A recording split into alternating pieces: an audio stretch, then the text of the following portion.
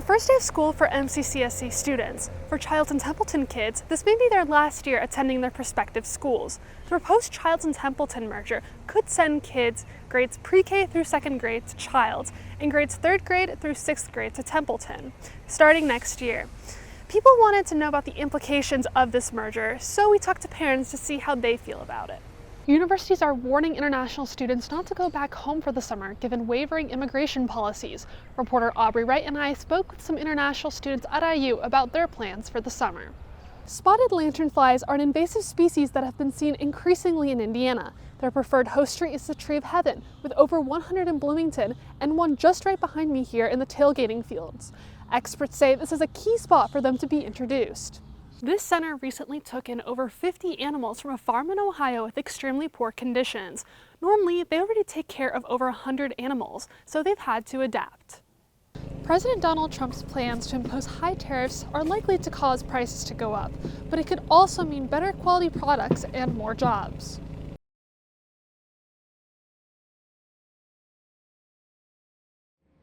Thanks, Joe. One teacher at Lakeview Elementary has already begun to integrate AI into her curriculum. She wants to give her 5th grade students an opportunity to learn how to use AI early on. Today we're going to learn how AI was developed, created, how it is useful. I really want to feel that I am doing what's best for kids, and I feel like the future of work is changing, and in order for them to be prepared for the future, they need to be exposed to it now. Pablo gives her students the chance to play around with ChatGPT and ask it to do random things. Typing in something like, write a letter to your favorite teacher that includes information about frogs and George Washington, because those are two of my favorite things. And they thought it was hysterical because it instantly came up with a letter and talked about George Washington and frogs.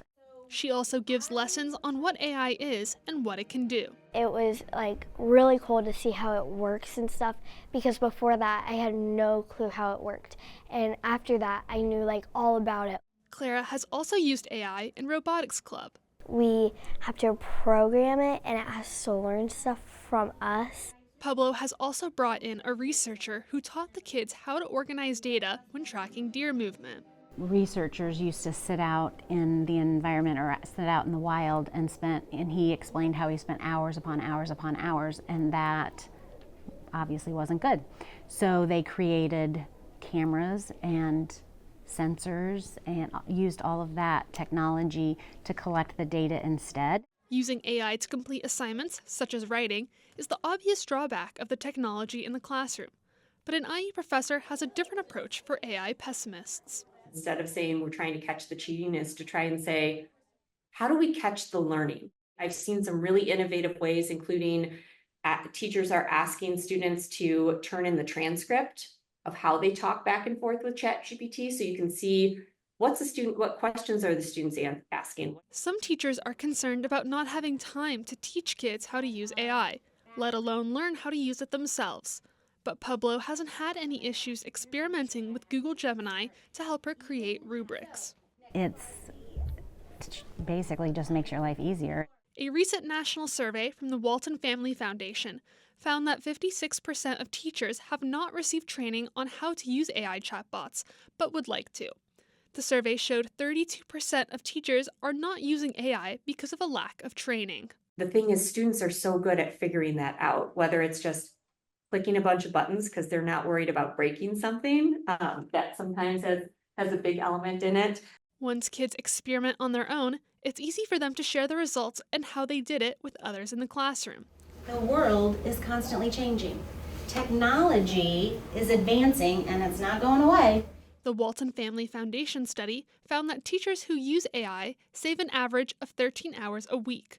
The study also found that 59% of teachers who don't know how to use AI are favorable to the technology, while 72% of teachers that do know how to use AI are favorable to it. If I tell you, hey, I know that you have to create a ton of new assessments for your classroom, let me show you how you can do that in ChatGPT, and it'll only take 5 minutes of your time.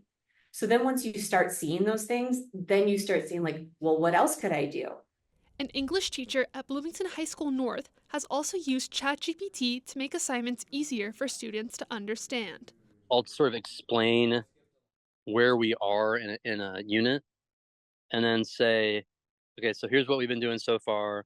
I'm kind of trying to figure out what would make logical sense to go to next, and I'll ask it that. Until recently, ChatGPT could only access information up to 2021 and would often produce inaccurate information.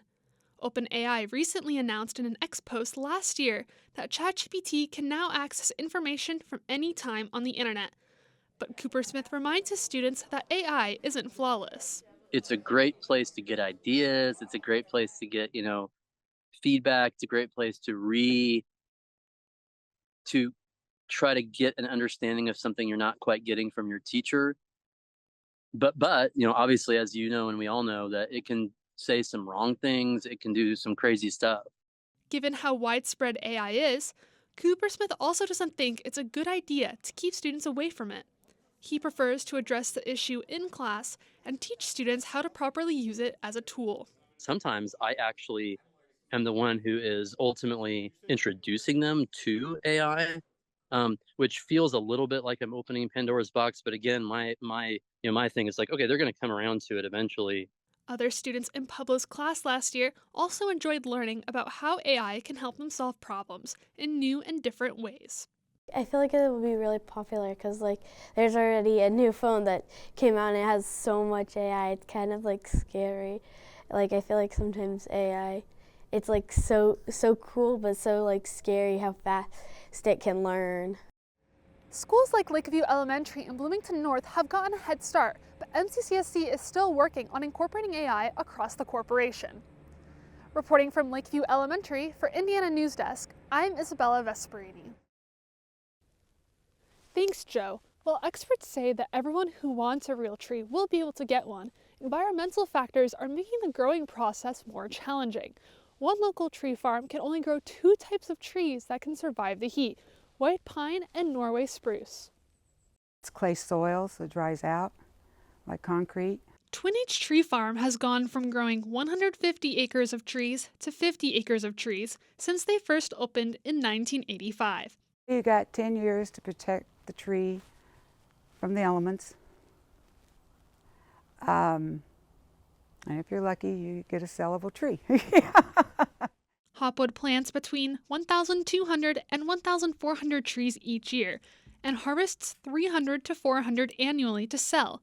It takes about 8 to 10 years for a Christmas tree to grow. They're shallow-rooted trees, so I have a lot of fatalities as soon as we get a dry spell. If I can get a tree in the field to survive the first 4 or 5 years, I'll probably have a sellable tree. A variety of bugs and blights, as well as deer eating the trees, also makes it harder to keep the crop healthy. Hopwood can usually sell about 60 to 70% of each year's harvest. Hopwood has raised the prices of the trees in the hopes of making more money. Depending on the size and type, prices range from $50 to $375. I cannot get enough money out of the ones in the field to make a profit off of them. While Hopwood has an adequate number of trees on her farm to get by, she still relies on her supplier from Michigan to meet demand for taller trees. Michigan is the 3rd largest producer of Christmas trees in the nation, growing nearly 13.5 million fir trees each year. Hopwood received 1,500 trees from Michigan this year. May's Greenhouse in Bloomington ships in trees from North Carolina, about 900 Fraser firs. The Fraser firs are kind of the Cadillac of the Christmas trees, so that's what everybody wants. Pennington hasn't been able to get enough trees that are 9 feet tall and above. He wanted 4 or 5 more. His tallest tree this year is 12 feet instead of the normal 14 feet. The demand for taller trees is increasing. It's slow to grow, so they've been planting more, but it's just now starting to catch up to demand. But the taller trees haven't had enough time to grow yet to have enough. Younger trees are the most vulnerable to the warmer temperatures. Average annual temperatures have increased 1 to 2 degrees between 1979 and 2021, and are expected to continue to rise another 5 to 6 degrees by 2050. Higher temperatures, especially in the fall, can decrease some trees' ability to retain their needles due to loss of moisture. A lot of times growers will have to hold off on harvesting until the trees have experienced some cool weather. But this becomes harder to do because people are starting their Christmas celebrations earlier and earlier. May's greenhouse got calls from people as early as November 1st, asking when they would start selling trees. Studies show early celebrations and the sight of holiday decor can improve mood and increase dopamine levels. 95% of homes in the country display at least one tree, and almost 80% of trees displayed are artificial. Around 85% of artificial trees are imported from China. It's just a convenience, instant Christmas. So I think that's very popular. Even though artificial trees are growing in popularity, Warner says not to worry about real trees going out of business, even with droughts affecting crops in the Northeast and Pacific Northwest. I think the popularity of both trees is still extremely high. We do see a lot of people decorating inside and outside of their home with multiple trees, which is fun. As climate change continues to make temperatures rise, farmers will have to adapt and start growing tree species that are more resistant to warm weather. Canadian fir and Turkish fir both handle higher temperatures well. We're actually establishing seed orchards here in the United States. So we are going to collect and create our own seed supply in the United States to then grow those tree seedlings out with. So even though they're not native to the U.S., we would still produce them here. Even though Hopwood struggles to make money off of the trees she grows, she still sees the value in keeping her farm open. I just grow them because people like to walk through them. Other farms in Indiana are having a hard time growing trees and have raised prices, but there will still be enough trees to go around. Reporting from Twin H Tree Farms for Indiana News Desk, I'm Isabella Vesperini. That's right. But maybe instead I just go.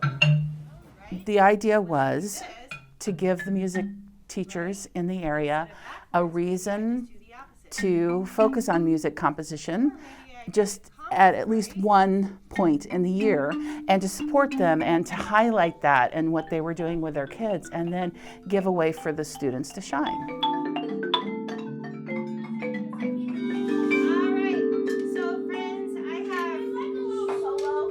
I wonder if you have one, would you like to do a quick... We started with a really simple musical idea, and then we talked about all these different ways that you could play with it. And so much of composition is that reflective component where you hear an idea and then you think, okay, do I like that? Can I change it a little bit? What happens if I repeat this, but maybe I change it this way instead? Mine is kind of like a Minecraft vibe when you're in the overworld. So I love that.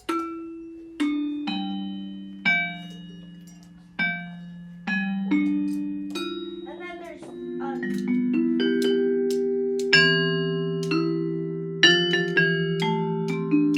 I want it to be a hands-on experience first and foremost. So I know that a lot of composition assignments might start with like the pencil and paper, and I do the opposite.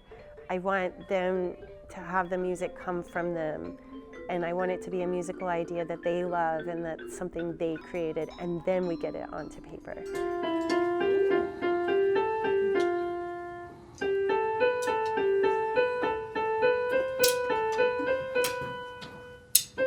We select finalists that go on to the Jacobs School of Music composition faculty, and they choose 8 winners.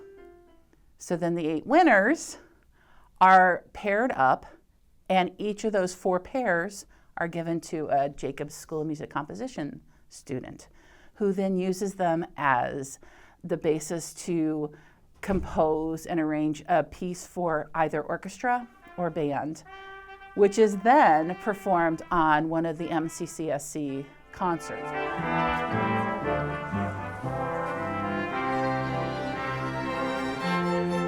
So this is Teresa, and Teresa, where do you go to school? I see Teresa brought her fan club with her today, so as you all did. That's great. Now, when I think of music, I like to think about kind of like happy tunes, so I kind of thought about that, and like I thought of a rhythm, and then I kind of went over to a xylophone and started like tapping notes and kind of just figured out what sounded good.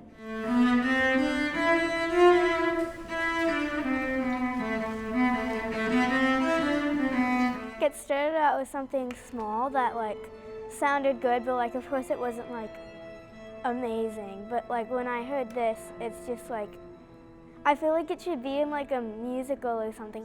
hello there, and tell us your name.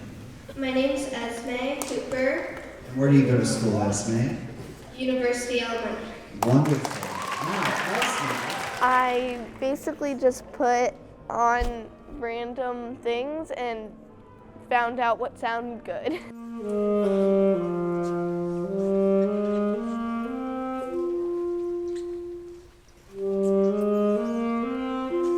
It was crazy.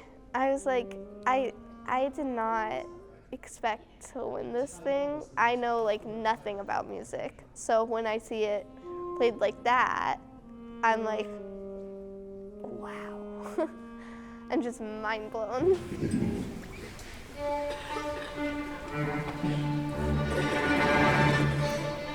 I always watch the children who are up there hearing their melody, and then hearing their melody be expanded on and become something bigger, and to be a part of that. And the smiles and just it gives me chills to think about it, because it's incredible to see them realize what their voice, what their ideas can grow into. All